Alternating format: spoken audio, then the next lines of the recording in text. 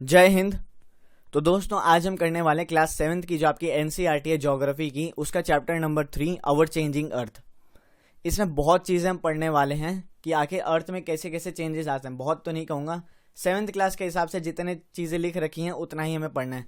पर दोस्तों 7th class की इस किताब में कुछ ऐसे टर्म्स वगैरह भी हैं ना, जो फ्यूचर में आपको बहुत काम आएंगे। काम किस लिए आएंगे? क्योंकि अगर मैं देखिए फ्यूचर में अगर आपको मैं जब फिजिकल ज्योग्राफी पढ़ाऊंगा या जब आप धीरे धीरे 9th 10th 11th में जाएंगे, 11th में खासकर, तो ये टर्म्स आएंगे। इन टर्म्स जब आएंगे तो आपको याद नहीं रहेगा, आपसे सोचते रह जाएंगे कि यार ये टर्म मैंने कहीं सुना था, पर कहाँ सुना था, क्या मतलब है उस टर्म का, आप वो नहीं जान पाएंगे। तो मेरे टर्म्स बहुत फोकस करने वाला हूँ आज के कुछ टर्म्स पे मैम, ठीक है। तो इस वीडियो को आप अच्छे से देखिएगा। कुछ इंपॉर्टेंट टर्म्स हैं।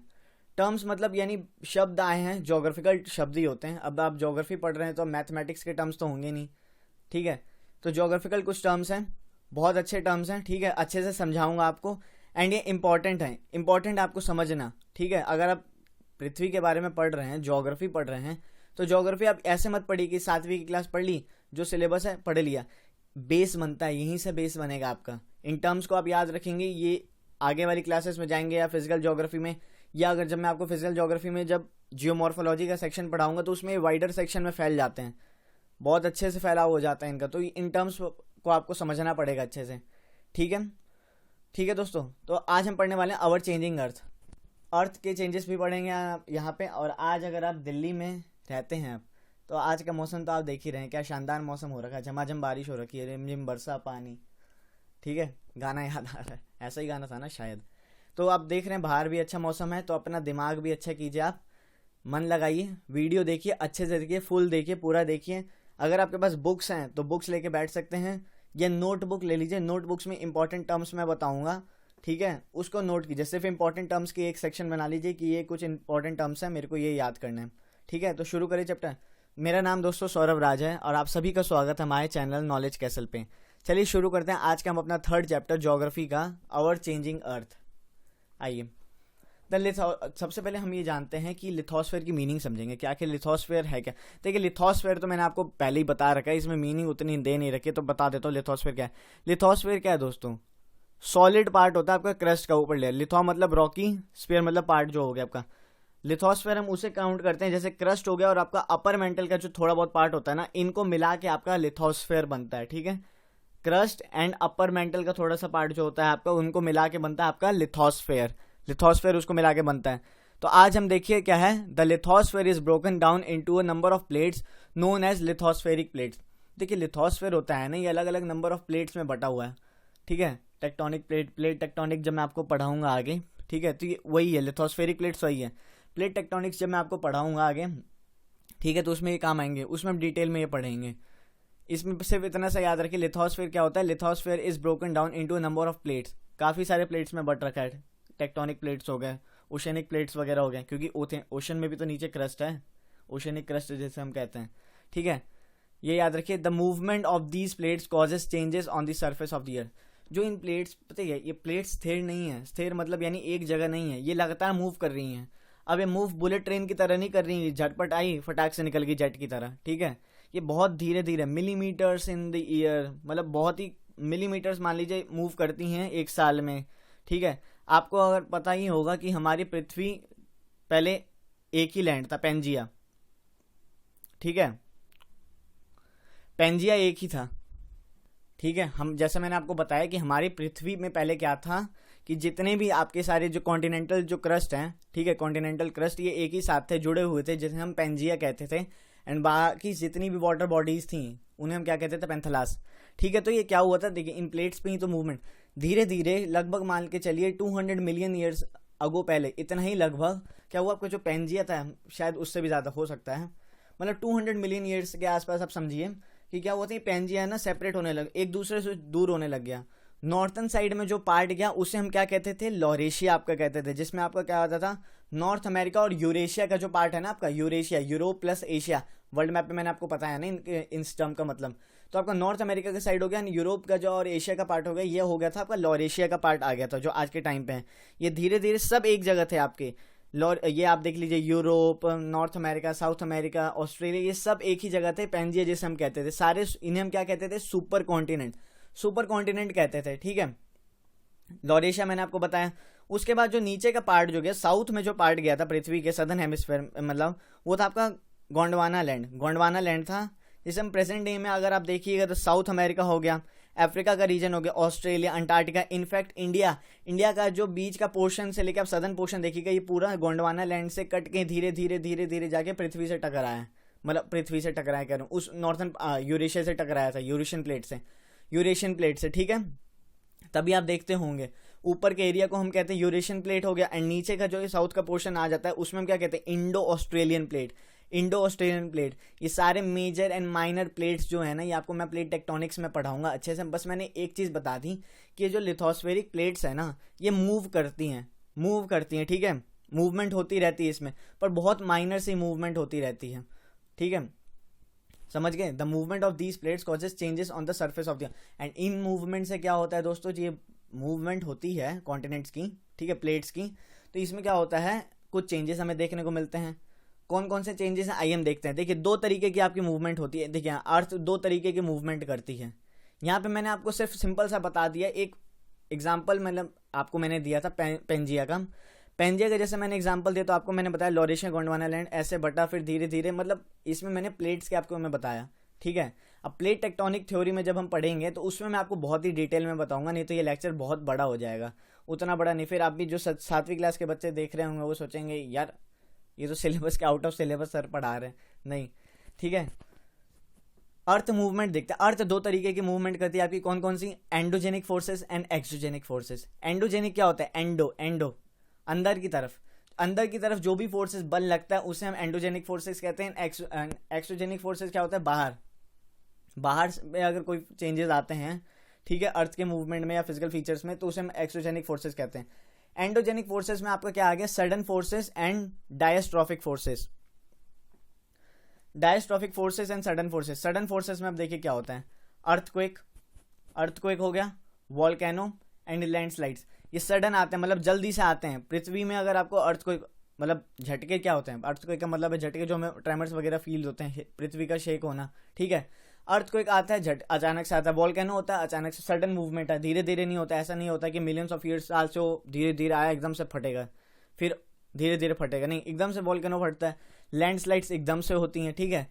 तो ये होगी सडन कुछ फोर्सेज हैं जो एंडोजेनिक, नीचे के मतलब अंदरूनी चीज़ों की वजह से प्रभावित होती हैं अर्थ के मूवमेंट्स में, इनका असर देखने को मिलता है हमें।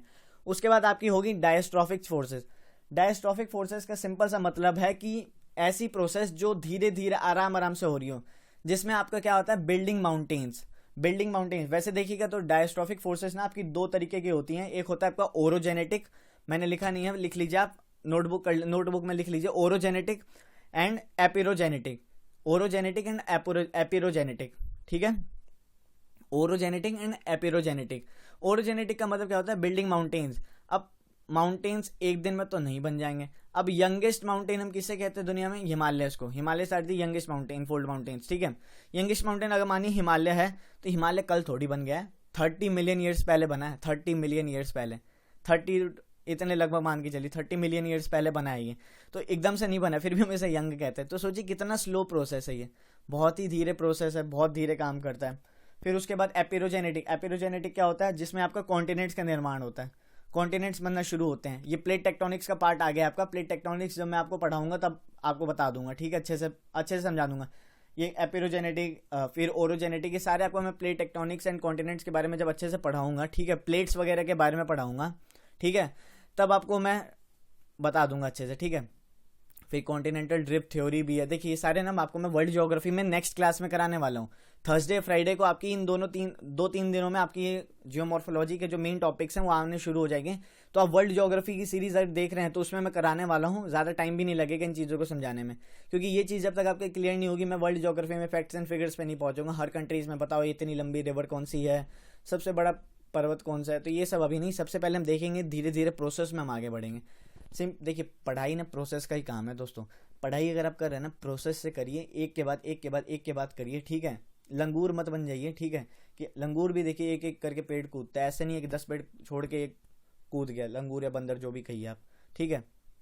उतावले मत बनिए, धीरे धीरे अभी हम सीढ़ी चढ़ेंगे, सीढ़ी चढ़ना है, ठीक है। लिफ्ट नहीं लेना है हमें कि एक ही बार में बटन दबाया चौथा फ्लोर पहुंच गए, लिफ्ट नहीं लीजिए, सीढ़ी चढ़ना है हमें धीरे धीरे।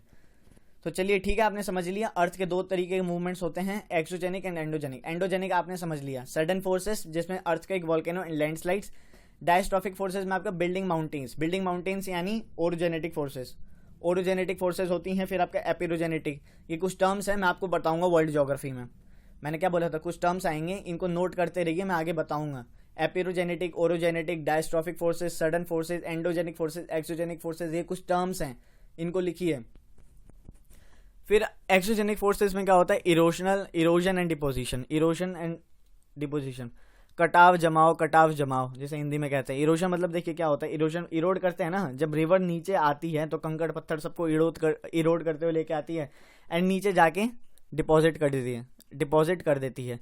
तो फिर आपका इसमें क्या क्या कौन कौन सी चीजें आती हैं आपकी इरोजनल एंड डिपोजिशन में, reverse definitely, wind, sea waves including glaciers.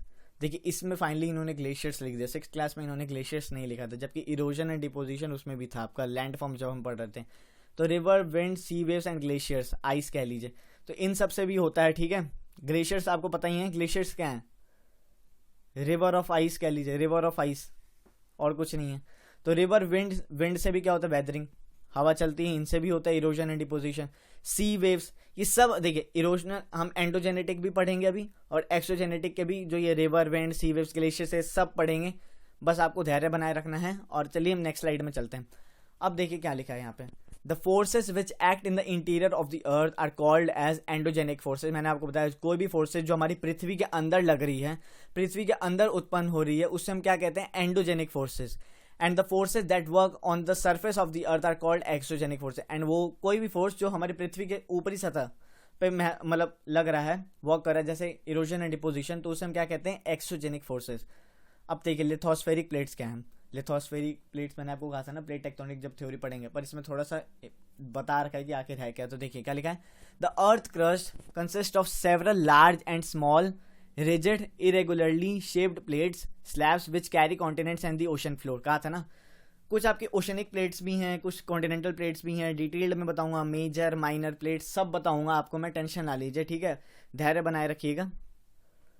अब आगे चलते हैं, ये देखिए, ये क्या देख रहे हैं आपके सामने, जो आपकी एंडोजेनेटिक फोर्सेस हैं दोस्तों, वो किस पे काम करती हैं, अंदर होती हैं पृथ्वी के, किसके कारण, लावा। आपको जैसे कि पता है दोस्तों कि नीचे हमारे पृथ्वी के क्रस्ट के नीचे क्या है, एस्थेनोस्फेयर। एस्थेनोस्फेयर में पूरा आपका एस्थेनोस्फेयर मेंटल में क्या है, लावा भरा हुआ है, लावा, ठीक है। लावा जब है, ये पूरा आप लावा देख रहे हैं एस्थेनोस्फेयर का पार्ट मेंटल, तो ये लगभग लावा जो है ना, ये क्या करता रहता है, ऊपर आते रहता है जमीन के ऊपर, मतलब हमारे क्रस्ट की तरफ ही भागा आता है। कैसे आता है, कन्वेक्शनल करंट के माध्यम से। कन्वेक्शनल करंट के माध्यम से ये देखिए ऊपर आता है, जैसे देखिए कन्वेक्शनल करंट। अब टेम्परेचर इसका लावा का ज़्यादा होता है तो ये ऊपर आता है, ऊपर आया, क्योंकि हाई टेम्परेचर है ना, तो हल्का हो जाता है, ये हल्का होने के बाद ऊपर आने लग जाते हैं, ऊपर आया, फिर यहाँ पे इसने टकराया, इधर से टकराया, इधर इसने प्रेशर डाला, फोर्स डाला, रिज का निर्माण हुआ, ठीक है। फिर नीचे फिर देखिए ये वापस टकरा के इधर भी आने लग गया एंड कुछ आके इधर भी आने लग गया, फैलने लग गया, आपका ईस्टर्न साइड वेस्टर्न साइड में हो गया, ठीक है। स्लैब्स होती हैं, ये देखिए स्लैब्स भी फोर्स हैं, तो इसी के कारण हमारा क्या होता है, नीचे मूवमेंट्स होती हैं, मूवमेंट। ये लावा ऊपर आता है कन्वेक्शनल करंट के माध्यम से आपका, ठीक है, कन्वेक्शनल करंट के माध्यम से आपका ये लावा ऊपर आया, ठीक है, गर्म चीज है, गर्म ऊपर आई, टकराया, फिर फैला ये साइड में एंड फिर नीचे आ गया, किसके माध्यम से, ठंडा हो गया, ठंडी चीज भारी होती है तो नीचे आ गई, एंड ये प्रोसेस आपका चलता रहता है कन्वेक्शनल करंट के माध्यम से। कन्वेक्शनल करंट कहते हैं ये एंडोजेनिक फोर्सेस में आपको मैं पढ़ाऊंगा, ठीक है। इसमें थोड़ा सा एग्जांपल ले लिया, कहीं आप सोचे कि एंडोजेनेटिक फोर्सेस लगते कैसे, तो ये आपका वन ऑफ रीजन है क्योंकि नीचे पूरा लावा भरा हुआ है, एंड लावा अभी आप जहाँ पे खड़े हैं ना, ये भी मूवमेंट हो रही है, पर बहुत माइनर, आपको फील नहीं होगा, ठीक है। तो क्योंकि सारे कॉन्टिनेंट्स वगैरह किस पे तैर रहे हैं, लावा पे ही तैर रहे हैं, ठीक है। तो ये आते रहता है एस्थेनोस्फेयर में, ठीक है, एस्थेनोस्फेयर, फिर अपर मेंटल का जो पार्ट हो गया, इधर पूरा लावा भरा हुआ है, हाई प्रेशर के चलते ऊपर आए, साइड में फैले, फिर ठंडे होकर नीचे गए, फिर ऊपर आए, ऐसी कन्वेक्शनल करंट के माध्यम से इनका चलता रहता है। इसमें आप देख सकते हैं convectional current. Scientists believe that tectonic plates move because of convectional currents that flow up from the core of the earth and circulate under the asthenosphere। देखिए सही है ना, साइंटिस्ट लोगों ने क्या माना है, कन्वेक्शनल करंट, हमारी जो टेक्टोनिक प्लेट्स की मूवमेंट है ना, वो किसके कारण होती है, कन्वेक्शनल करंट्स के कारण होती हैं, जो फ्लो करता है किसके, कोर से अंदर आते जाता है। कहाँ अंदर आते जाता है, ऊपर आएगा। हाई टेम्परेचर है तो ऊपर आएगा, हल्का हो गया है। एस्थेनोस्फेयर में आते जाता है, एस्थेनोस्फेयर में फिर आके एस्थेनोस्फेयर में ये इसके कारण क्या होता है, ये देखिए इधर जगह ऊपर आया, ये हाई टेम्परेचर हुआ, हल्का हुआ, ऊपर आया, फिर यहाँ पे भी फैला, इधर भी फैला, फिर ठंडा होके फिर ये आया, फिर ऊपर गया। ये सर्कुल मतलब मारते रहते, कन्वेक्शनल करंट इसे हम कहते हैं, ठीक है, कन्वेक्शनल करंट। और इसकी थ्योरी किसने दी थी, इसका आंसर दीजिएगा। कन्वेक्शनल करंट एक थ्योरी भी है, मोस्ट पॉपुलर थ्योरी है। इसका आंसर आप कमेंट सेक्शन में लिखिए, गूगल करिए, ठीक है। मैं भी आपको बता दूं, आर्थर होल्म थे, ठीक है, कन्वेक्शनल करंट की थ्योरी। फिर आपका यहाँ पे लिथोस्फेयर, ये लिथोस्फेयर हो गया। देखिए क्या पे लिखा हुआ, outer core, heat is generated in the earth core by the decay of radio active elements and the heat remaining from the formation of the अर्थ। ये देख रहे हैं, हीट रेडियो एक्टिव एलिमेंट्स के बारे में बता रखा है। फिर आपका हो गया convection, this heat slowly rises through the mantle to the asthenosphere. धीरे धीरे क्या होता है, ये जो हीट होती है, लावा जो आपका होता है, ये ऊपर आने लग जाता है एस्थेनोस्फेयर के पार्ट में। क्यों, क्रस्ट के जस्ट नीचे वाला जो आपका पार्ट है ना, इसे हम एस्थेनोस्फेयर कहते हैं, एस्थेनोस्फेयर। अपर मेंटल, कभी अपर मेंटल के थोड़ा ऊपर, ठीक है। फिर है ridge push, the intrusion of magma into an oceanic ridges pushes the plates away. फिर क्या होता है ना, देखिए ओशनिक जो नीचे होता है ना, ओशन प्लेट्स होती, ओशनिक क्रस्ट जो होता है ना आपका, ओशनिक क्रस्ट वो पतला होता है, आपको भी पता है। तो यहाँ से आसानी से कभी कभी लावा बाहर निकल जाता है, तो ये रिजेस का निर्माण कर लेता है, ओशनिक रिज बन जाती है। Plates floats on the convection currents as the of the asthenosphere. Asthenosphere पे क्या होता है ना, यहाँ पे प्लेट्स, यहीं पे एस्थेनोस्फेयर पे तो हमारी प्लेट्स जो होती है वो क्या करती हैं, तैरती हैं, फ्लोट करती हैं एस्थेनोस्फेयर पे। फिर होता है slab pull, the cooling slab of denser oceanic slab sinks into the subduction zone. धीरे धीरे देखिए, जब यही चीज़ ठंडी होने लग जाती है तो ये नीचे जाती है, जिसकी वजह से क्या होता है, ट्रेंचेस वगैरह या सबडक्शन जोन बन जाता है। ठंडा हुआ ना, ठंडा होकर नीचे आया, तो इसी के कारण ये चलता रहता है। ये तो सिर्फ एक है, पूरी पृथ्वी में यही चलता रहता है। तो आप समझ गए होंगे कन्वेक्शनल करंट मैं कहना क्या चाहता था, ठीक है। कन्वेक्शनल करंट क्या, इन्हीं एस्थेनोस्फेयर कोर से आया, मेंटल में ही गया, एस्थेनोस्फेयर की तरफ भागते गया। ये क्या भागते गया, हाई टेम्परेचर है तो ऊपर की तरफ उठा, ठीक है। अगर यहाँ पे ओशनिक रिज है तो टकराया, रिजेस का निर्माण किया, ओशनिक रिज बाहर निकल गया लावा। फिर यहाँ पे ये फैल गया, इधर भी फैल गया एंड इधर भी फैल गया। इसके कारण क्या हुआ, इस पे क्या होता है, लिथोस्फेयर पे फैल गया, तो इस पे हमारी एस्थेनोस्फेयर पे क्या होता है, प्लेट्स रन करती हैं, रन मतलब फ्लोट करती हैं, तैरती हैं। उसके बाद जैसे ही ये ठंडा होने के बाद, टकराने के बाद नीचे मुड़ा, ठीक है, ये ठंडा हो गया, ये प्रोसेस चलता रहेगा, ये ठंडा होकर यहाँ पे मुड़ा। उसके बाद क्या है, यहाँ पे बन गया आपके ट्रेंचेस वगैरह का फॉर्मेशन हुआ, सबडक्शन जोन जिसे हम कहते हैं। आई होप आप समझ गए होंगे। आगे चलते हैं, चलिए अब एंडोजेनिक फोर्सेस देखते हैं। Endogenic forces sometimes produce sudden movements and at the other times produce slow movement. Endogenic processes क्या होती हैं, फोर्सेस क्या होती हैं, सडन मूवमेंट्स भी कह सकते हैं। एंडोजेनिक मैंने बताया ना, सडन मूवमेंट्स ही तो है आपके अर्थ को, एक वॉल्केनो, लैंडस्लाइड्स वगैरह। स्लो मूवमेंट्स आपके डायस्ट्रॉफिक फोर्सेस थे आपके, क्या, ओरोजेनेटिक यानी माउंटेन बिल्डिंग एंड एपिरोजेनेटिक यानी कॉन्टिनेंट बिल्डिंग, कॉन्टिनेंट्स वगैरह का जब फॉर्मेशन होता है, ठीक है। Endogenic forces sometimes produce sudden movements, यानी सडन मूवमेंट्स यानी अर्थ को एक वॉल्केनो, ठीक है, and the other times produce slow movements यानी माउंटेन बिल्डिंग समझ लीजिए। Sudden movements like earthquake and volcanoes cause mass destruction over the surface of the अर्थ। आपको भी पता है सडन मूवमेंट्स जब होती हैं तो अर्थक्वेक, वॉल्केनोज आता है, कितना हाई लेवल का डिस्ट्रक्शन होता है, ठीक है, हाई लेवल का डिस्ट्रक्शन होता है। चलिए आगे चलते हैं। अब हमने पढ़ लिया आपका एंडोजेनिक, पढ़ लिया एक्सोजेनिक, पढ़ लिया। अब हम दोस्तों पढ़ने वाले हैं, जब हमने एंडोजेनिक पढ़ा है उसमें हम वॉल्केनो पढ़ेंगे। एक बार वॉल्केनो को देखेंगे, वॉल्केनो क्या है। तो देखिए इस चैप्टर में ना बहुत बेहतरीन डायग्राम्स मैंने यूज़ किए हैं आपको अच्छे से समझाने के लिए। कन्वेक्शनल करंट आपको कहीं नहीं मिलेगा इस चैप्टर में, पर आपको मैंने एक उदाहरण दे दिया, एक चीज़ बता दी, एक डायग्राम के साथ बता दिया, तो आपको कम से कम पता चल गया कन्वेक्शनल करंट होता क्या है। कन्वेक्शनल करंट होता क्या है आपको पता चला, एंडोजेनिक फोर्स है, मतलब प्लेट्स कहाँ पे तैरती हैं ये भी आपको पता चला। नहीं तो फिर उड़ जाता, एकदम से आ जाता है, अरे 11th में शायद हो, हाँ है, कन्वेक्शनल करंट आ जाता तो आप सोचते ये क्या है यार, ये शब्द पहली बार सुन रहा हूँ। हाई लेवल में जाएंगे, कुछ लोग ज्योग्राफी कॉम्पिटेटिव एग्जाम की तैयारी कर रहे हैं तो उनके लिए इंपॉर्टेंट है। तो इंपॉर्टेंट डायग्राम्स मैंने यूज़ किए, आप स्क्रीनशॉट ले लीजिए, फिर याद कर सकते हैं, क्योंकि डायग्राम्स से ही आप ज्योग्राफी को अच्छे समझते हैं। देखिए दो चीज़, ज्योग्राफी अगर आपको आसान बनानी, दो चीज़ आप गांठ मान लीजिए, मैप प्रैक्टिस, दमदार दमदार दमदार, बहुत तरीके से करनी है, एंड उसके बाद आपको डायग्राम्स का यूज़ बहुत बेहतरीन तरीके से आना चाहिए, ठीक है। अपनी कलाकारी का इस्तेमाल कीजिएगा, हाथों का इस्तेमाल कीजिए, हाथों का, इन हाथों में बहुत शक्ति है, दिमाग का उपयोग करिए, हाथों को पावर दीजिए, सिग्नल भेजिए कि ये डायग्राम बनाना है। ऐसा रहना चाहिए कि आपके माथे में छप जाए मैप और डायग्राम्स आपको आने चाहिए। तो डायग्राम्स की प्रैक्टिस तो धीरे धीरे होगी, मैप प्रैक्टिस तो मैंने आपको करवाई दी, कॉन्टिनेंट्स बता ही दिए, मैप वाइज बता दिए। तो आप वो वीडियो जाके देख सकते हैं, वर्ल्ड ज्योग्राफी में basics of the world map जब मैं आपको करा रहा था, 5 पार्ट हैं basics of the world map में, तो आप जाके देख सकते हैं। अब हम वॉल्केनो देखते हैं क्या है। A volcano is a vent opening in the earth crust through which molten magma erupts. Volcano दोस्तों ये पूरा नहीं होता, ये पूरा एरिया वॉल्केनो हम इससे नहीं कहेंगे। वॉल्केनो क्या होता है, सिंपल ये एरिया, और इसे हम क्या कहते हैं, वेंट कहते हैं दोस्तों, वेंट। ये जो एरिया नहीं है इसे वेंट कहते हैं, जहां से क्या होता है ना, ये जो नीचे वाला मैग्मा है ना, ये मैग्मा आपका, ये सिल डाइक, ठीक है, ये जो चीज़ है ये मैं अभी आपको नहीं समझाऊंगा, अभी आप कंफ्यूज हो जाएंगे, ठीक है। सिंपल सा वॉल्केनो समझिए। क्रेटर, ये जो क्रेटर वेंट क्या होता है ये सब मैं आपको बता देता हूँ। लावा फ्लो क्या है, मैग्मा चैम्बर क्या है, ये बता देता हूँ। ये आपका लोकोलिथ हो गया, डाइक हो गया, सिल हो गया, ये 11th की एनसीईआरटी में आपका ज़रूर है, पर उससे पहले मैं आपको जब फिजिकल ज्योग्राफी स्टार्ट कर दूंगा तब मैं आपको अच्छे से बता दूंगा डाइक, सिल, लोकोलिथ, लेपोलिथ, बैथोलिथ ये सब क्या है, ठीक है, ये सब बता दूंगा, लिथ सब पढ़ लेंगे हम। फिर आपका ये देखिए मैग्मा चैम्बर, नीचे पूरा मैग्मा चैम्बर है, मैग्मा चैम्बर है, लावा ही लावा भरा हुआ है। वैसे हम यहाँ पे जब रहता है ना, जब यहाँ पे ये चीज़ रहती है तो इसे हम लावा नहीं कहते हैं, इसे मैग्मा चैम्बर कहते हैं। लावा हम कब कहते हैं मैं बताता हूँ। ये आया वेंट के थ्रू, आया वेंट के थ्रू आके बाहर निकलने लगे। वेंट आपका ये है, ठीक है, वेंट आपका ये है, यहाँ पे देखिए मार्क कर रखा है। वेंट आया, ये बाहर निकलने लग गया, कहाँ से, वेंट के थ्रू आया, ठीक है। फिर यहाँ पे जब ये आ जाता है, निकल जाता है, तो ये यहाँ का जो एरिया है ना, ये क्रेटर का निर्माण कर लेता है, क्रेटर का निर्माण।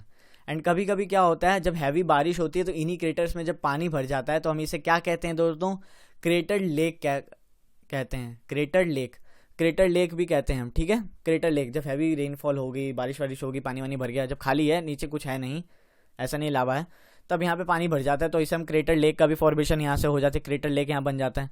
फिर आपका इवेंट है, यहीं से आपका लावा आता है, ठीक है। अभी कैसे आता है, एक वीडियो क्लिप मैंने यूज़ कर रखी है, तो आप देखिएगा नेक्स्ट स्लाइड में, ठीक है। इसे हम क्या कहते हैं, कभी कभी नीचे से देखिए कुछ कुछ छेद वेद होती है ना, तो यहाँ से भी कभी कभी बाहर आ जाते हैं, इसे हम क्या कहते हैं, secondary of parasitic cone, secondary of parasitic cone इसे हम कहते हैं। क्रेटर आपने देखा। फिर ये जो बाहर आता है, ये जो लावा फ्लूइड निकला, ये लावा जो निकल रहा है, इससे हम कहते हैं लावा। ये तो मैग्मा बाहर आ रहा है, इसे मैग्मा कहेंगे, पर जब ये बाहर आ जाता है ज़मीन के बाहर, ठीक है, क्रेटर से जब वेंट के थ्रू, क्रेटर के थ्रू होते हुए जब ये बाहर आता है तो इसे हम कहते हैं लावा, लावा कहते हैं, लावा, ठीक है। इसे तब हम लावा कहते हैं, जब तक ये पृथ्वी के अंदर है तब तक इसे मैग्मा कहेंगे, मैग्मा कहेंगे, जब बाहर आ गया तब लावा कहते हैं। स्टीम, ऐसे देखिए, स्टीम हो गया, गैस, ऐश, ये सब क्लाउड्स वगैरह चीज़ें, काफ़ी सारे गैसेस वगैरह भी होते हैं जो इससे निकलते हैं यहाँ से, ठीक है, कार्बन डाइऑक्साइड वगैरह, ये बाहर निकलते हैं एटमॉस्फेयर में, ठीक है, फैलते हैं ये। तो आपने यहाँ पे समझ लिया वॉल्केनो का प्रोसेस क्या है। अब देखिए वीडियो दिखाता हूँ मैं आपको यहाँ पे, 1 मिनट रुकिएगा दोस्तों।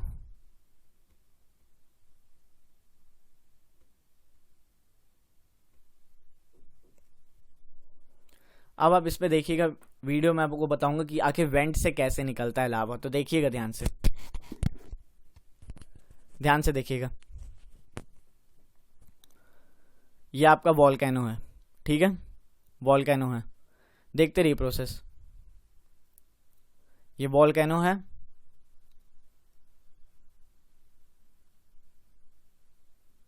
ठीक है। ये आपका मैग्मा चैम्बर हो गया, देखिए पूरा नीचे मैग्मा चैम्बर बन रखा है, मैग्मा चैम्बर है, मैग्मा चैम्बर, ठीक है।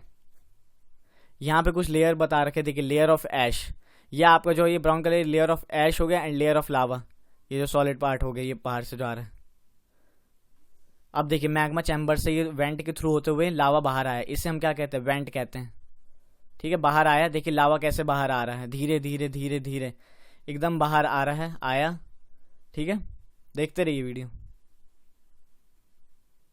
इसे हम क्या कहते हैं दोस्तों, वेंट कहते हैं, वेंट कहते हैं इसे।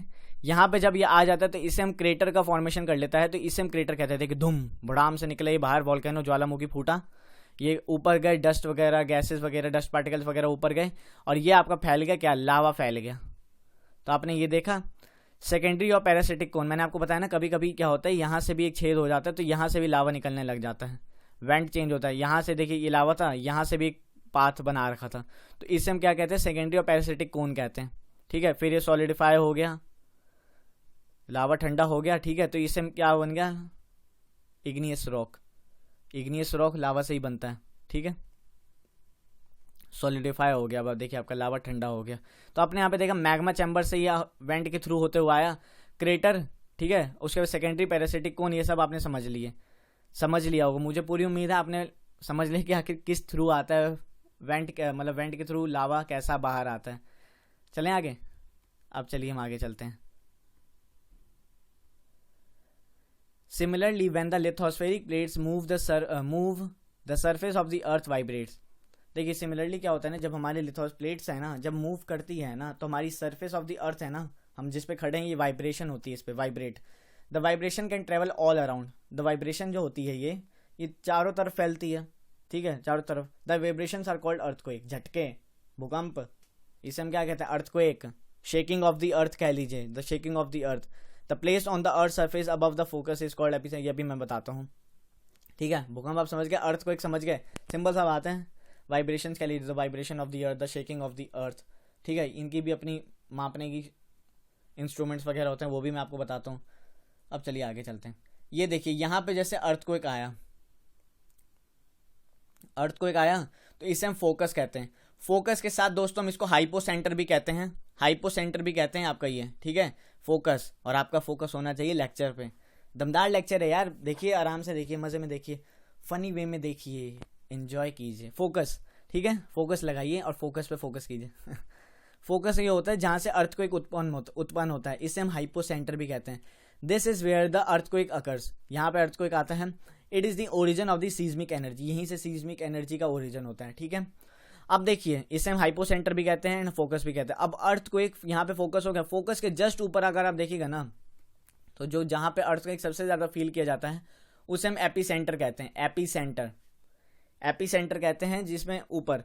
एंड फिर ये जब वेव्स होती है ना, ट्रैवल करने लग जाती है ना, ठीक है, अर्थक्वेक की वेव्स होती हैं, जब ये ट्रैवल करने लग जाती हैं तो इन्हें हम कुछ वेव्स का नाम भी दे देते हैं, जिसमें आपको क्या होता है, P waves, S waves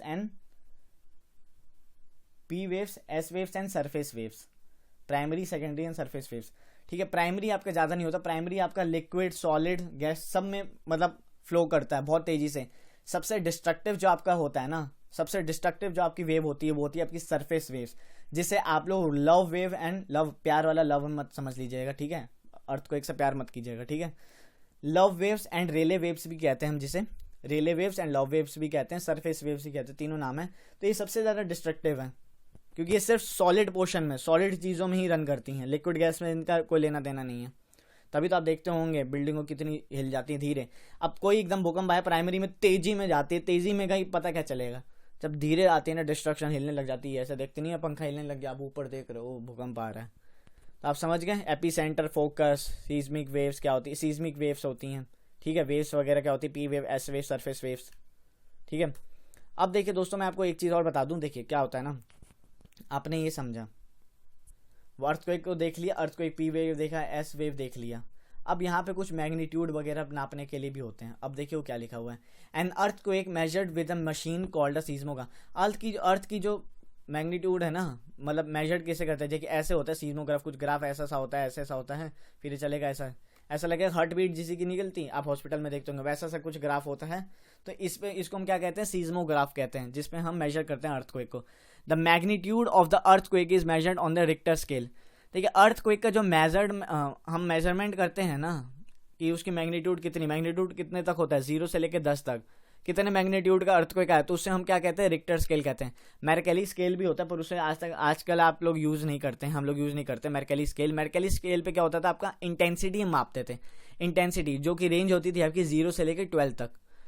magnitude हम कैसे नापते हैं, आपका 0 से 10 रिक्टर स्केल पे, एंड मेर्केली स्केल पे हम कैसे नापते थे, 0 से लेकर 12 आपका, जिसमें इंटेंसिटी हम देखते थे। ठीक है, अब इसमें देखिए क्या लिखा है, एन अर्थक्वेक ऑफ 2.0 मूवी का नाम याद आ गया, 2.02 एन अर्थक्वेक ऑफ 2, यहाँ पे है मैग्नीट्यूड 2 मैग्नीट्यूड और less can be felt only little. 2 magnitude का अगर भूकंप आएगा, आपको घंटा पता चल रहा है कि भूकंप आया, पता मीन्स आप सोते रह जाएंगे। ठीक है, an earthquake over 5 magnitude can cause damage from things falling. 5 का मैग्नीट्यूड पे अगर भूकंप आ गया ना तो आपको फील होगा। अगर ज़्यादा दूरी है, ठीक है, आप दूरी ज़्यादा है, एपी सेंटर बहुत दूर है, तब थोड़ा देख उतना आपको ना पता चले, पर फिर भी पता चलेगा। पर एकदम एपी सेंटर पास है तो आपका तो बिल्डिंग हिल जाएगी यार, ठीक है। 6 मैग्नीट्यूड का अगर देखिए अर्थक्वेक आता है ना तो ये स्ट्रांग होता है, वेरी हाई होता है, कंसिडर्ड वेरी स्ट्रांग। एंड 7 के मैग्नीट्यूड पे तो खत्म, बर्बाद है सब। 7 का मैग्नीट्यूड पे अगर भूकंप आ गया तो अर्थक्वेक, बर्बाद है सब, ठीक है। तो यहाँ आपने ये समझाइए, मैग्नीट्यूड आपको बता रखा है जो रिक्टर स्केल पे हम नापते हैं। एंड सबसे पहली मैं बात बता दूं, ये जो 10 होता है ना, 0 से लेके 10, हर पॉइंट के साथ अगर 2 हुआ ना, 2 मैग्नीट्यूड से 3 मैग्नीट्यूड तक पहुंचा ना, तो दूसरे मैग्नीट्यूड से 10 गुना ज्यादा तेज भूकंप आया। 3 से 4 पहुंचा तो 3 से 4 होने में वो 10 गुना ज्यादा तेज आया, मतलब 10 टाइम्स ज्यादा भूकंप हो जाता है इसमें हम रिक्टर स्केल पे, ये समझती है। अब 10 पे हम, ठीक है, 10 तो फिलहाल आया नहीं, हो सकता है कभी आया होगा, जब डायनासोर का अंत हुआ था तब ऐसा कहते हैं ना कि क्या एस्टेरॉयड वगैरह आके टकरा गए थे, तो उस टाइम पे जो भूकंप आया होगा, हो सकता है वो 10 से पार गया हो, ठीक है, हो सकता है, ठीक है। नापा उस टाइम तो हम थे नहीं, सिर्फ अंदाजा ही लगा सकते हैं, या साइंटिस्ट के वगैरह के ऊपर है वो लोग कैसे नापते हैं। देखिए अर्थक्वेक एक केस स्टडी हम देखते हैं जो भुज में आया था। अब भुज में आपको याद होगा, भुज याद हो रहा है ना आपको, अभी भुज की मूवी, भुज मूवी भी आ रही है आपकी अजय देवगन साहब की, जिसपे आप हम 1971 की स्टोरी देखने वाले हैं, ठीक है। भुज तो आप भूलेंगे ही नहीं, अब भुज भी आपको पता चल गया होगा कहाँ है यार। क्या टाइम पे मैं आपको एक केस स्टडी दे रहा हूँ भुज। पहले अगर मैं भुज बताता तो हो सकता है मेरे को मैप पे दिखाना पड़ा होता कि कौन से स्टेट में। आज तो आपको पता ही है कि कौन से स्टेट में, गुजरात में। A massive earthquake measuring 6.9 on Richter scale hit Bhuj town on 26 जनवरी 2001। देखिए रिपब्लिक डे के दिन ही 26 जनवरी को 2001 में 6.9 रिक्टर स्केल पे मैग्नीट्यूड का अर्थक्वेक हिट कर गया था भुज पे। जिसमें क्या हुआ था दोस्तों, देखिए सबसे पहले ये हुआ भूकंप आया, उसके बाद इसके इफेक्ट देखिए। स्कूल्स बहुत ज़्यादा इफेक्ट हुए थे इसमें, जिसमें 971 students and 31 teachers are fear to have lost their lives. इन लोगों को जान का खतरा था। कोलैप्स, स्कूल बिल्डिंग्स कोलैप्स हो गई थी। Bhuj relief effort blighted, relief measures तो चलेंगे ही, ठीक है। 3 days after the quake concern rose about flood. 3 दिन बाद भूकंप के क्या हुआ, फ्लड्स की टेंशन होने लगी, ठीक है। मेडिकल सप्लाईज इन सब के भी टेंशन थी। Destruction of Bhuj, phone lines, water pipelines and power station transmission lines are knocked out. Knocked out हो गई थी, सब बंद, पावर सप्लाई बंद, फोन लाइन्स बंद, बिजली की सप्लाई बंद, सब बंद, पानी की पाइपलाइंस बंद, सब। Fire in the city, hundreds of fire started as charcoal cookers overturn. मतलब फायर भी आउटब्रेक हो गया, फायर्स भी लगनी शुरू हो गई थी, आग लगनी शुरू हो गई थी कई जगह पे। Emergency declared in quake zone, the president declares of state of emergency. President ने क्या किया, स्टेट ऑफ इमरजेंसी लागू कर दी। फिर सातवां क्या, CMs appeal to the centre, Gujarat appeal for the financial help, the chief minister of Gujarat has launched an appeal for the centre to deal with the disaster. Centre से appeal की थी किसकी, disaster से को मैनेज करने के लिए। एंड आपको गैस करना है कि उस टाइम के सीएम कौन थे गुजरात के, मोटा भाई नरेंद्र मोदी सर। इस टाइम के अपने प्राइम मिनिस्टर नरेंद्र मोदी उस टाइम के चीफ मिनिस्टर थे गुजरात के, भुज। क्या ठीक है, ठीक है, आगे चलते हैं। अब अर्थक्वेक की प्रिपेयर्डनेस, अर्थक्वेक जब आता है तो हम कैसे प्रिपेयर रहे अपने आप को, ठीक है। प्रिपेयर तो रखना पड़ेगा ना, एग्जाम हो या कुछ भी हो, प्रिपेयर आपको सब चीज़ में रखना पड़ता है यार। इस दुनिया में आए हो तो प्रिपरेशन करो, अर्थक्वेक की भी प्रिपरेशन करो। Where to take shelter during an earthquake, safe spot. सबसे पहले तो आप सेफ जो स्पॉट है ना उसको आइडेंटिफाई करना सीख लीजिए, जो इसमें आप लिखा हुआ है। अंडर ए किचन काउंटर, किचन काउंटर के नीचे, ठीक है। टेबल और डेस्क, टेबल और डेस्क, ऐसा नहीं होता कि आपको चोट ना लगे, कम लगती है, सर वर बच जाता है। टेबल और डेस्क के नीचे छुप जाइए। अगेंस्ट एन इनसाइड कॉर्नर और वॉल, कॉर्नर जो आपका होता है ना घर का, जो जहाँ पे पिलर्स वगैरह गाड़े जाते हैं, उस जगह आप जाके खड़े हो जाइए। स्टे अवे फ्रॉम, और कहाँ से हट जाना चाहिए, फायर प्लेसेस जो होती हैं वहाँ से एकदम हट जाओ। एरियाज अराउंड चिमनीज से एकदम हट जाओ। Windows that shutter including mirrors and picture frames, Windows जहाँ पे शीशे कांच वाच लगे रहते हैं ना वहाँ से एकदम हट जाओ, टूट पाट जाए तो कहीं घुस जाए मुँह में, ठीक है। Be prepared, spread awareness amongst your friends and family members and face any disaster confidently.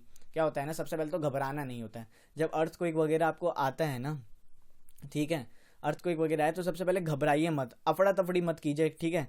शांति से दिमाग ली, अब ये नहीं कह रहा शांति से दिमाग का मतलब है 1 घंटे बैठ जाइए, मौन धारण कर लीजिए एंड फिर सोचिए क्या करूं यार, भूकंप आ रहा है, हिल रहा है घर, मैं करूं क्या, ये सब पागलपंती नहीं, थोड़ा सा मतलब जागरूक होइएगा। कॉन्फिडेंटली आपको उसे मैनेज करना है, ठीक है। आराम आराम से कीजिएगा, मतलब ये नहीं कि अफड़ा तफड़ी नहीं बचानी है, सेव कीजिए, आपको सेफ स्पॉट से और कहाँ से साइड रहना है वो भी बता दीजिए। अवेयरनेस फैला देनी चाहिए, लोगों को पहले से ही बता के रख देना चाहिए, ठीक है। ऐसे नहीं कि जब भूकंप आएगा तो उस टाइम पे आप सोचेंगे कि जब भूकंप आएगा तब मैं लोगों को अवेयर करूंगा कि ये भूकंप आ रहा है, उधर पहुंच जाओ, उधर पहुंच जाओ, उसके नीचे छुप जाओ, ठीक है, घर के कोने में हो लो। ऐसे नहीं, पहले ही बता दिया करो एंड किसी भी चीज़ को कॉन्फिडेंटली हैंडल किया करो, अफड़ा सफड़ी नहीं मचानी, समझ गए ना। ये तो उतना नहीं दिखाता, इसमें सिर्फ आपको ज्ञान।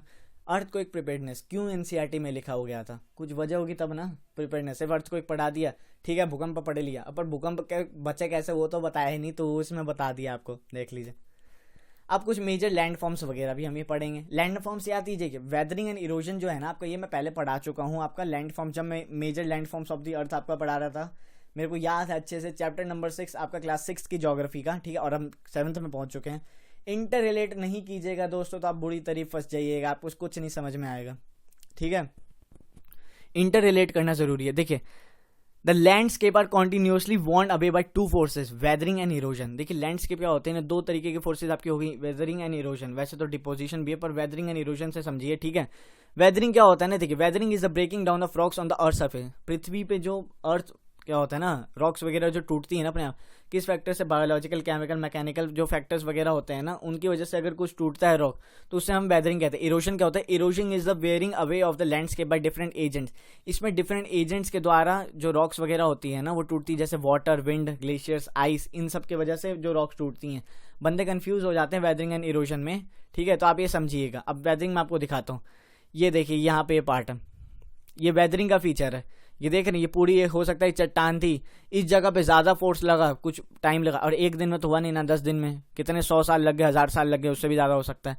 तो यहाँ पे फोर्स लगते क्या, नेचुरली, केमिकली, बायोलॉजिकली या कुछ भी हो, फिजिकली, तो यहाँ पे फोर्स लगते क्या, ये चीज टूट गया, तो ये वेदरिंग का आपका पार्ट आया, ये वेदरिंग का हिस्सा है। देख रहे हैं यहाँ पे टूट गया, टूटा, वेदरिंग हुआ, कुछ कंकड़ पत्थर टूटे, वो एक जगह जाके डिपॉजिट हो गया तो डिपोजिशन हो गया, इरोड, ठीक है। इरोजन, ठीक है, इरोजन तो आपको मैंने बता रखा, रिवर्स वगैरह होते हैं, कंकड़ पत्थर जो इरोड करते एकदम तोड़ते फोड़ते आते हैं, उन्हें हम इरोजन कहते हैं, ठीक है। अब वर्क ऑफ अ रिवर, देखिए रिवर की आखिर क्या फीचर्स है इसमें इन्होंने बता रखे हैं। When the river tumbles at steep angle over very hard rock और down a steep valley side it forms waterfall. देखिए वाटरफॉल कैसे बनता है, ये आपकी जो है पानी आ रहा है, ये हार्ड है, हार्ड रॉक है, तो इसको तो काटने में दिक्कत होगी। अब यहाँ पे जो येलो कलर में लिख रखा है, यहाँ पे लिखा है softer rock under cut by the power of the water. ये जो सॉफ्टर रॉक होती है ना, देखिए यहाँ पे हार्ड था, ये सॉफ्ट, हार्ड, सॉफ्ट।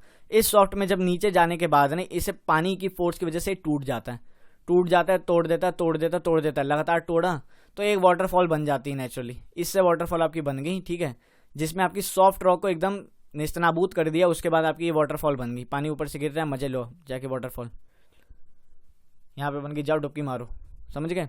अब देखिए, as the river enters the plain it twist and turns forming large bends known as meander. देखिए जब रिवर्स होते हैं ना, नीचे आ रहा है चलो ठीक है, पर जब वो प्लेन एरिया में जब एंटर कर देता है ना, प्लेन एरिया में जब एंटर कर देता है तो दोस्तों उसे हम क्या कहते हैं, सॉरी बताता हूँ, प्लेन एरिया में जब एंटर करता है तो वो कुछ ना ये नागिन जैसा बनाता है, ठीक है, नागिन डांस, सांप जैसी आकृति बनाता है, ठीक है, कुछ वैसा ही जिगजैग सा। तो इसे हम दोस्तों मिएंडर्स कहते हैं। ये देख नहीं रहे, इधर से आया, इधर से आया, ऐसे ऐसे ऐसे, ये पूरा ऐसे ऐसे गया, तो इसे हम क्या कहेंगे, आपके मिएंडर कहेंगे। ये पानी इधर गया, ठीक है, पानी पानी, ये इसे हम मिएंडर कहते हैं, मिएंडर, समझ गया, मिएंडर स्नेक लाइक स्ट्रक्चर, ठीक है, फॉर्मिंग ट्विस्ट एंड टर्न जो बनाता है, ट्विस्ट एंड टर्न, वाह, ठीक है। अब इसी में दोस्तों क्या होता है, देखिए, at this point of time the meander loop cuts off from the river and forms a cut off called oxbow lake. कभी कभी क्या होता है ना, ये जो नदी आ रही है ना सीधी हो जाती है, जैसे यहाँ से मान लीजिए आई, कभी कभी ये सीधी यहाँ से आई और ऐसे सीधी होगी, तो ये वाला जो पोर्शन है ना, ये आपका कट के साइड में हो गया और ये ऑक्सबो लेक का फॉर्मेशन कर लेता है, ऑक्सबो लेक बन जाता है ये आपका, ठीक है। इसे हम ऑक्सबो लेक कहते हैं, यहाँ पे लिख दिया मैंने, ऑक्सबो लेक कहते हैं, ठीक है। ये ऑक्सबो लेक बन जाता है आपका, साइड हो गया, कट गया, रिवर ने इसे निकाल दिया अपनी बिरादरी से, चल निकल, दफाओ। During flooding the river deposits layers of fine, देखिए, during flooding the river deposits layers of fine soil and other materials called sediments along its banks. This leads to the formation of a flat fertile plain called flood plain. ये flood plain होता है दोस्तों, flooding के area में जहां तक पानी फैल सकता है ना, उससे हम फ्लड प्लेन कहते हैं। इससे ज्यादा पानी नहीं आएगा, वो नहीं होता कि रिवर नॉर्मल टाइम में इतना बह रहा है, ठीक है, बारिश तगड़ी होगी, यहां तक पहुंच गया, इतना पहुंच गया तो ये पूरा एरिया उसका फ्लड प्लेन होता है, ठीक है। ये पूरा जो आपका एरिया है, ये पूरा यहाँ पे ये जो पूरा रीजन है ये आपका फ्लड प्लेन होता है, ठीक है। ये पूरा रीजन फ्लड प्लेन हो गया, ठीक है। फ्लड प्लेन समझ गए, मेंडर समझ गए, ऑक्सबो लेक समझ गए। अब देखिए लेवीज क्या होता है। The raised banks along the river are called levees. ये कुछ उठा हुआ जो हिस्सा होता है ना दोस्तों, ये उठा हुआ जो हिस्सा है यहाँ पे ऐसा लग रहा है घास से बना रखा है, पर ये जो उठा हुआ हिस्सा होता है इसे हम लेवीज कहते हैं। रेज्ड सेक्शन होता है फ्लड प्लेन्स के बाद जो आपका हिस्सा आता है तो उसे हम लेवीज कहते हैं। अब डेल्टा, डेल्टा देखिए क्या होता है। डेल्टा जैसे आपको पता है काफ़ी सारी रिवर ट्रिब्यूटरीज मिलके एक मेन रिवर में जब जुड़ती हैं, वो तो आपका स्टार्टिंग के पॉइंट में हो गया, पर जैसे ही वो समुद्र में मिलने वाली होती है ना आपकी जो जितनी भी रिवर्स हैं, मेन रिवर जो है आपकी, तो वो वापस खुल जाती है, फिर से डिस्ट्रीब्यूट हो जाती है, डिस्ट्रीब्यूटरीज बन जाती हैं उसकी, और ये डेल्टा का धारण कर लेती है। डेल्टा तो आपको पता ही है, डेल्टा बन जाता है ये डेल्टा लाइक स्ट्रक्चर, ठीक है। डेल्टा बन गया और ये फिर समुद्र में मिल जाता है। मेन रिवर आई, उसकी सारी आपकी डिस्ट्रीब्यूटरीज जो थी वो अलग हुई एंड फिर वो समुद्र में मिल गई। अब यहाँ देखिए कुछ फैक्ट लिखा है। there are thousands of small waterfalls in the world. The highest waterfall is Angel Fall of Venezuela in South America, ठीक है। The other waterfalls are Niagara Falls located on the border between Canada and USA in North America and Victoria Falls on the borders of Zambia and Zimbabwe in Africa, ठीक है। ये आ गया आपका Niagara false, ये Niagara false हो गया, ठीक है, ठीक है। एंड ये हो गया आपका एंजल फॉल। एंजल फॉल कहाँ पे? वेनेजुएला में। एंजल फॉल आप देखा आपने, ये एंजल फॉल है आपका। बहुत चीज़ आपको इस लेक्चर में मैंने सिखाई है, बहुत चीज़ आपको सीखने को मिली है दोस्तों। आपके लिए ही तो किया है यार, आपके लिए ही तो किया है। आप अच्छे से पढ़ाई करें, इमेजेस के साथ पढ़ाई करें, मैप्स के साथ पढ़ाई करें। मैप तो है नहीं इसमें, मैप की ज़्यादा जरूरत नहीं है। डायग्राम्स के साथ पढ़ाई करें। फिर इसमें मैंने वॉल्केनो आपको समझाने के लिए क्लिप्स वगैरह भी डाली, नहीं तो फिर वही सोचते हैं या क्लिप्स वगैरह जब दिखा दो ना तो बच्चे आसानी से समझ जाते हैं, ठीक है। आपको ये डाली, क्लिप्स डाली, तो सिर्फ आपको एक ही चीज़ मेरी तो मदद करनी है, चैनल को सब्सक्राइब करना है एंड वीडियो को लाइक एंड शेयर करना है, और क्या करना है, ठीक है, और क्या करना है। और थैंक्स कह सकते हैं इतना अच्छा लेक्चर बनाने के लिए यार, थैंक्स तो कहना बनता है ना, इतना बढ़िया लेक्चर बनाया है तो बस मज़े कीजिए यार, ठीक है, मज़े कीजिए लेक्चर का। आपने देखा यहाँ तक आप समझ गए होंगे। वर्क ऑफ रिवर समझ लिया आपने, वर्क ऑफ रिवर हमने, वेदरिंग इरोजन हमने। अब पता है कौन सा पार्ट कर रहे हैं हम। अब तक हमने जो किया था वॉल्केनो अर्थक्वेक किया था, वो आपका था क्या था, एंडोजेनिक फोर्सेस, एंडोजेनिक फोर्सेस किया। अब हम कर रहे हैं एक्सोजेनेटिक फोर्सेस, एक्सोजेनेटिक फोर्सेस बाहरी, जिसमें हमने work of the weathering and erosion देखा था। वेदरिंग एंड इरोजन का आपका पार्ट हो गया क्या, ये work of river, work of river देखेंगे। अब हम देखेंगे दोस्तों work of sea, work of sea देखिए क्या है। अब इसमें देखिए the erosion and deposition of the sea waves gives rise to coastal landforms. Sea waves की वजह से क्या होता है, कोस्टल लैंडफॉर्म्स की फॉर्मेशन वगैरह होती है, ठीक है। Sea waves continuously strike at the rocks. Sea waves क्या होती है, रॉक्स को धड़ाधड़ चट चट चट एकदम मारते जाती हैं। उसके बाद cracks developed over time, they become larger and wider. Cracks develop होती हैं, उसके बाद धीरे धीरे लार्जर वाइडर ये सब बननी शुरू हो जाती हैं। These hollow like caves are formed on the rock. Hollow like caves वगैरह बन जाती हैं। These are called sea caves. Sea caves वगैरह बन जाती हैं। As these cavities become bigger and bigger only the roof of the cave remain. धीरे धीरे क्या होता है, रूफ बन जाता है, रूफ बन जाता है। इसे हम क्या कहते हैं, सी आर्चेस कहते हैं। ओनली द रूफ, सी केव नहीं रहता है, रूफ मतलब एक तरफ से दूसरी जगह आप आसानी से पार कर सकते हैं। Further the erosion breaks the roof and the only walls are left, ठीक है। These walls like structure are called stacks, ठीक है। ऊपर का तो उड़ ही जाता है एकदम। The steep rocky coast rising almost vertically sea water is called sea cliffs. Sea cliffs भी वगैरह फॉर्मेशन होती है, ठीक है, सी क्लिफ्स वगैरह होगी। अब देखिए मैं आपको दिखाता हूँ। जैसे ये मान लीजिए पानी है, ये पानी है, पानी यानी समुद्र का पानी है। वेव्स आई, टकराई, धड़ धड़ धड़, इसके मतलब मारी, इसकी तुड़ाई की अच्छे से। तुड़ाई करने के बाद ये थोड़ा सुधरा तो इसने केव बनाया, केव बना दिया। क्या लिखा, वीक रॉक, ठीक है, सी आया। Waves erode weak rock to carve out of cave. Weak rock को केव क्या इरोड कर दिया एंड मार मार के केव बना दिया। फिर क्या होता है, more wave erosion carves out rock into an arch. धीरे धीरे क्या हुआ, इसे हम आग का फॉर्मेशन कहते थे। धीरे धीरे और मारा और मारा और मारा। पहले केव बनी थी, अब ये आग का फॉर्मेशन ले रही है। देखिए आर पार दिख रहा है, बस ऊपर की छत बच गई है, इतना ही एरिया बच गया। उसके बाद क्या होता है, more erosion washes away soft rock stack is form. क्या होता है, धीरे धीरे क्या होता है, ये जो सॉफ्ट रॉक है ना, आपकी वीक रॉक है, पूरी तरीके से हट जाती है और ये स्टैक का निर्माण ले लेता है।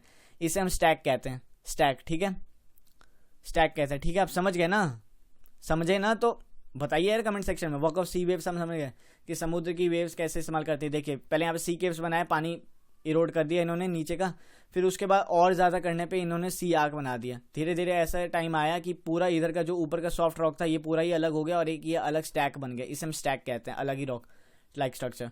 और ये होता है आपका सी क्लिफ, इसे हम सी क्लिफ कहते हैं, ठीक है, इसे हम सी क्लिफ कहते हैं, वर्टिकलरी जो आगे खड़ा होता है, ठीक है, इसे हम सी क्लिफ कहते हैं।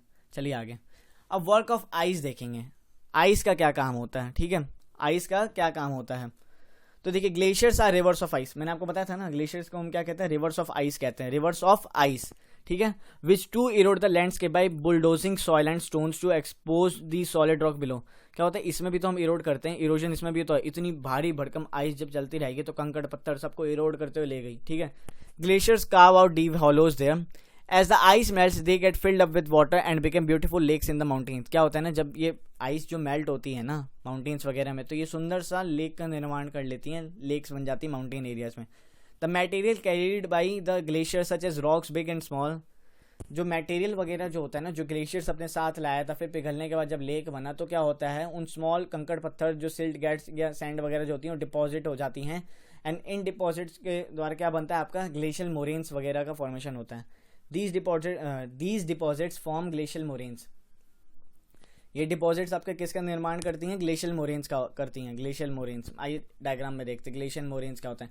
मान लीजिए ग्लेशियर है यहाँ पे, नीचे आया, ये पिघला, ठीक है, लेक वगैरह बन गया, एंड ये जो होता है ना अपने साथ जो कंकड़ पत्थर मिट्टी लेके आया, तो ये यहाँ पे इन्होंने मोरेन्स इकट्ठा कर दी, कंकड़ पत्थर इकट्ठा कर दिया, तो इसे हम कहते हैं मोरेन्स कहते हैं, ठीक है।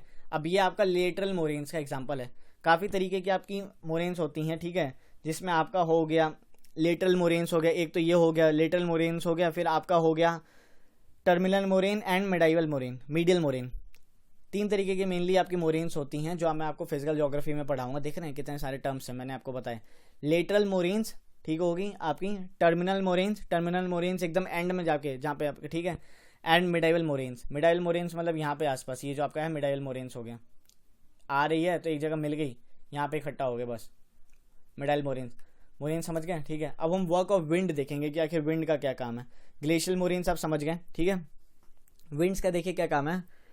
Have you ever visited a desert, ठीक है, ये छोड़िए, आप विजिट कर लीजिएगा, आपको भी जाना हो थारवा डेजर्ट घूमिए। An active agent of erosion and deposition in the desert is wind.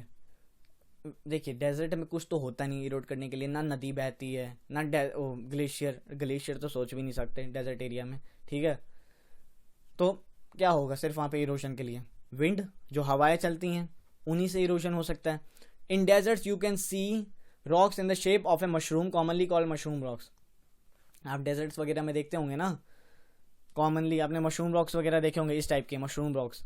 क्या होता है मशरूम रॉक्स, क्यों, ये देख नहीं रहे, हवा चली नीचे से इरोड करके यहाँ से, ठीक है, काटा वाटा जाके कहीं और डिपॉजिट कर दिया, तो इस तरीके से आप देख रहे हैं मशरूम लाइक स्ट्रक्चर बन गया, एकदम मशरूम लाइक स्ट्रक्चर, ठीक है। खा मत जाइएगा इसको, पत्थर है, दांत और टूट जाएंगे, कहीं खाने का मशरूम नहीं है ये।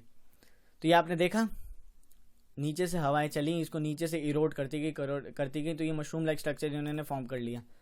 Winds Erode the lower section जैसे मैंने आपको नीचे का इरोड कर दिया, of the rock more than upper part से ज़्यादा। Therefore such rocks have narrow base and wider top. देखा आपने, यहाँ पे जब नीचे से ज़्यादा इसने विंड चली और इसने ज़्यादा इरोड किया ऊपर के मुकाबले, तो नीचे क्या हो गया, नैरो बेस बन गया, और ऊपर का हिस्सा वाइडर चौड़ा हो गया ठीक है। देखा आपने, when the wind blows it lifts the and transport sand from one place to another.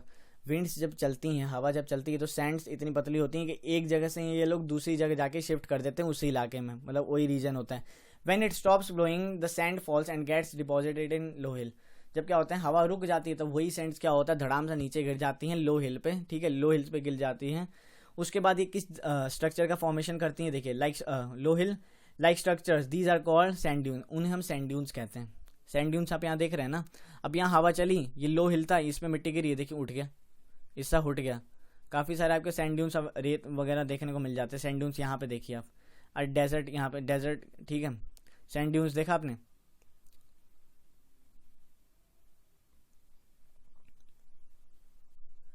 यहाँ पे आप सैंड ड्यून्स देखिए, यहाँ पे कितने सारे सैंड ड्यून्स वगैरह हो गए, ठीक है। आए मिट्टी गिरे, इस पे हो गया तो थोड़ा ऊंचाई हो गया, ये सैंड ड्यून्स, यहाँ पे भी आप देख सकते हैं हवा चली, यहाँ पे जाके डिपॉजिट कर दिया सैंड, ये इसे हम सैंड ड्यून्स कहते हैं। सैंड ड्यून्स आप समझ गए ना कैसे बनती है, हवा कैसे ले जाती है, फिर हवा रुक जाती है, नीचे गिर जाते हैं लोअर हिल पे, फिर उससे हम सैंड ड्यून्स बन जाते हैं। ठीक है, समझ गए ना अच्छे से। चलिए अब हम क्या था, सैंड ड्यून्स पढ़ लिया ना, अब हमने आगे चलते हैं। सैंड ड्यून्स और क्या कहना। When the grains of the sand are very fine and light, the wind can carry it over very long distances. Once such sand is deposited in the large areas, it is called loess. देखिए क्या है ना, जब grains वगैरह जो होती है ना, मिट्टी बालू वालू जो होता है सैंड, वो जब एकदम हल्का होता है ना, बहुत पतला होता है, बहुत लाइट, बहुत फाइन होता है, तो क्या होता है, हवा जो होती है ना, विंड, ये सब बड़े लंबे डिस्टेंसेस तक कवर कर लेती हैं, बहुत लंबे डिस्टेंसेस वगैरह तक ले जाती हैं, एंड फिर वहाँ जाके डिपॉजिट कर देती हैं। ठीक है, ये सैंड ड्यून्स तो एक विद इन एरिया हो जाता है कि गया, ठीक है, 100 मीटर गया, फिर वहाँ गिर गया, सैंड ड्यून्स बन गया, फिर गया 100 मीटर, 200 मीटर, 1 किलोमीटर, मतलब एक एग्जांपल ले रहा हूँ, गया उसी एरिया में। पर सैंड ड्यून्स आप समझ गए। पर लोएस क्या होता है, लोएस क्या होता है, बहुत ही फाइन मटेरियल, फाइन मतलब सैंड बहुत पतली लाइट होती है, हवा उसे आराम से उठा ले जाती है, बहुत लंबे डिस्टेंसेस तक उठा के ले जाती है, फिर क्या होता है, एक टाइम के बाद उसे गिरा देती है, एक जगह जाके उसे डिपॉजिट कर देती है, लार्ज एरियाज में डिपॉजिट कर देती है, एंड उसे हम क्या कहते हैं, लोएस कहते हैं। And large deposits of loess is found in China.